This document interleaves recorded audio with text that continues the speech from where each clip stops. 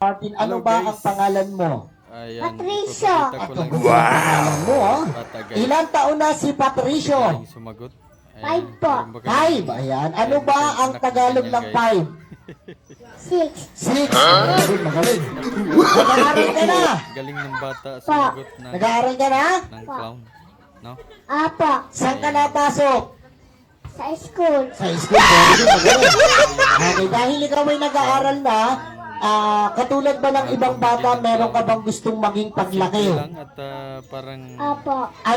Anong gusto mo maging paglaki? Gusto mo maging isang? no, simple lang pero Tatay. Wow. Ako, gusto mo maging tatay. Hindi. Bakit? Ano ba ang ginagawa ni tatay? katanungan ng clown. Nagsasabong. Nagsasabong. Tatay tayo dyan.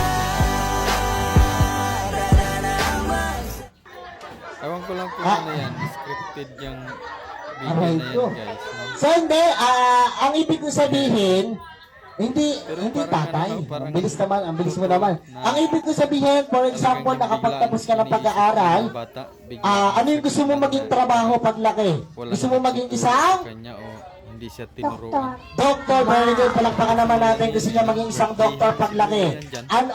Pag ikaw pa ay naging doktor na, nagkaroon ka na ng license para manggamot, sino yung una mong gagamutin?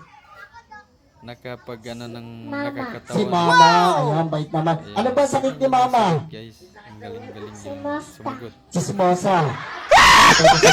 Sino po yung nanay nito? Kung kayo may anak Sino? na ganyan, guys. Anak mo to, te? Ang Gusto gagawin namin niyo, yung guys? mamaya. Natutuwa ba kayo? Dito ka lang. Mga bata, Kasi wag natin kinamay niya tuturuan, yung okay? papa niya. So, sabi niya, Yung magaling mama siya sa niya. English. Ano ba ang English ng aso? Ang galing-galing Dog. ng bata. Palakpakan naman natin. Magaling, ha? Oo. Swerte naman ng clown. Okay. Ano naman Sila ang English ng mapagod pusa? mag-isip ng nakakatawa, no? Palakpakan naman natin. Magaling si Kuya, ha? Oo.